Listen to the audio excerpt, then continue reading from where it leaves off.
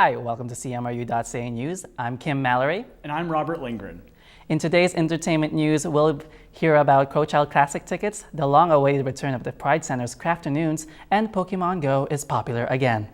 For the 7th time, the Crowchild Classic returned for a match of the universities. But this year, the ticket prices changed. Robert, you actually went out and spoke to some people about this. Yes, I did, Kim, and here's what I found out. The Crowchild Classic has become a tradition for Calgary for the past 6 years. This year, however, tickets are $5 each. Students from Mount Royal University and the University of Calgary usually get in free, but the two schools agreed the profits could go to use. Rebecca Schmidt, a student from Mount Royal, says there is no problem with the price increase, but would like to know why it was implemented. I mean, I don't mind paying $5 for the tickets, but it's nice to know where it's going, and they don't advertise it on the poster, which is kind of frustrating.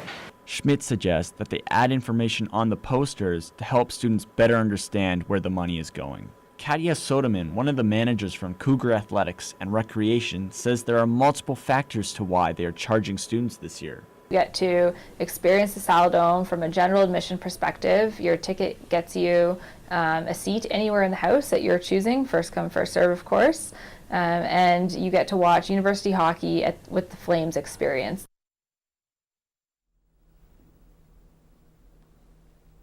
Soderman also says that an increase in the price was necessary to ensure those with tickets would be attending, and that a portion of the proceeds will go to student wellness initiatives as well. So yeah, Kim, looks like people will be paying $5 for a ticket from now on. That's good to know. Thank you, Robert. Crafternoon is a workshop for students here at Mount Royal University to de-stress and get creative. The workshop hasn't been hosted for the last 7 months.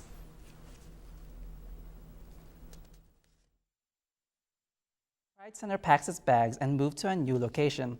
All of the Pride Center's workshops were put on hold, making Crafternoons difficult to maintain. Along with poor attendance, the weekly crafts were gathering dust for several months. This semester, the Pride Center is ready to bring back the workshop. Eddie Robinson hopes the numbers keep up this semester so Crafternoons can stay. So far, numbers have been promising. Robinson hopes everything and everyone comes out. A Calgary artist has slowly gained a reputation in the city. Sarah Bing does everything from kids' painting parties to pieces in the Calgary courthouse. Cassandra Sadowski went to the studio. So as you can see, I have a few different landscapes here. Sarah Bing is a Calgary artist who's gained a lot of renown in the past few years, even completing a large commission for the Calgary Bar Association. The Living Tree, 6.5 feet high and 25 feet long, is one of her largest pieces. This, along with things like her New York collection, have gotten her a lot of attention. I just kind of happened upon it. I had a painting that didn't work out, and so I painted the whole thing blue, and then I could see the painting through the underpainting, and then I started building on top of it, like superimposing an image of New York on top. From New York to pieces from her mobile paint nights, she says she enjoys it all. Ladies' paint nights, kids' birthday parties, you name it, I can do it.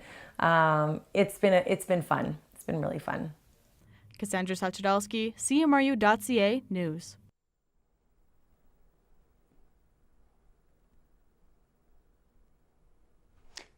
Hey, I'm Andrew Lowen with The Riff. Here's what's been happening over the last few days.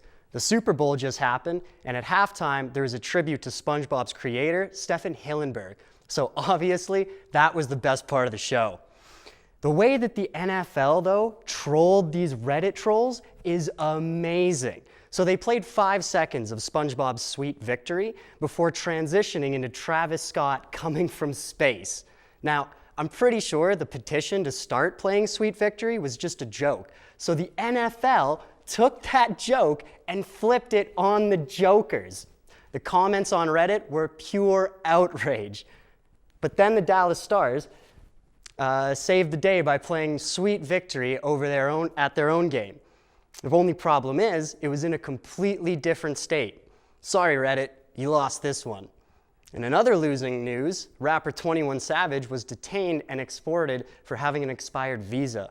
Now, personally, I'm a bit confused by that. I don't know if you've ever seen this guy, but he has got to be the most American foreigner of all time. He's basically a walking embodiment of America. I'd say let him stay. I think he's good for America's image right now.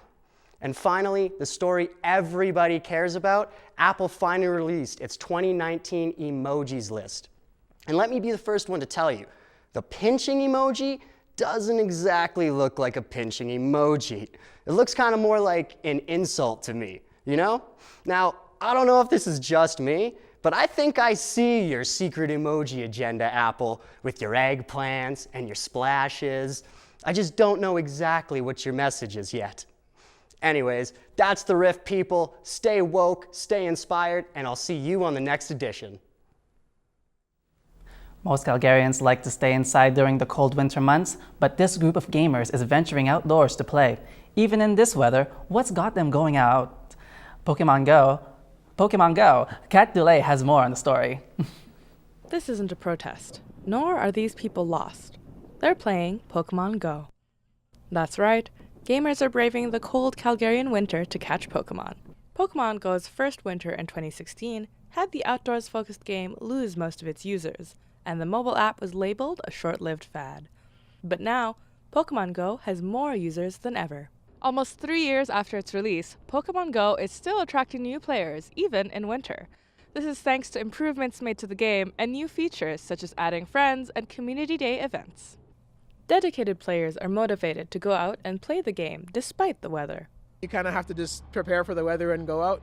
The true diehard fans will go out still. Yeah. Some people won't, but that's fine. Like I'll go out if it's something I don't have yet. Kind of like akin to like anybody that goes out skating or skiing. You don't go skiing because it's too cold. People go out because they enjoy the activity itself. Pokemon Go's newest feature, Player vs. Player Battles, allows users to compete against other trainers. Tournament organizer Alan Mack hopes to build a competitive community in Calgary. Yeah, I believe PvP has added a whole layer to the game. A lot of people are kind of hesitant or skeptical about how it's anywhat competitive. They're thinking it's like rock, paper, scissors, like fire beats water beats grass kind of thing. But it's more like rock, paper, scissors, lizard, Spock. With its steady increase in users and improvements, it looks like Pokemon Go won't be going anywhere. Kat Dulé, CMRU.ca News. Those gamers who don't want to go outside can all come here. Club Nerd hopes to bring Mount Royal University students together through playing video games. Jordan Brenda walks us through the club's plans for the next level. On the second floor of Wickham, a club gathers. Every Thursday from noon till 6, you can find members from Club Nerd hanging out and playing games. Justin Blow is the president of the club. He strives to make Club Nerd a community for everyone. We basically just act as a community for people to kind of reach out to, integrate into, and then find people within something they're interested in. Members of the club can get together to play video games and tabletop games. The club also has members who are part of an up-and-coming esports team. Austin Sorensen is the manager and a player for the League of Legends esports team. I'd say we have 7 staff total, well, 5 players, 2 staff, well, including a coach to help with the players. Now, the interesting part about the team is that the players don't actually practice in the same room. They practice in their own homes, and each player spends about 20 plus hours a week practicing. They've already competed in tournaments, and they are excited for the future. The last event was held by Calgary Esports League on January 15th, which we won. Crushed. Club Nerd and the esports team hope that they'll become a bigger part of life on campus. Jordan Brenda, CMRU.ca. I'm not a huge gamer myself, but that sounds like fun, don't you think, Kim? It does sound like fun. Anyways, it looks like we are out of time. Thank you for joining us for your MRU Entertainment News. I'm Kim Mallory. And I'm Robert Lindgren for CMRU.ca News.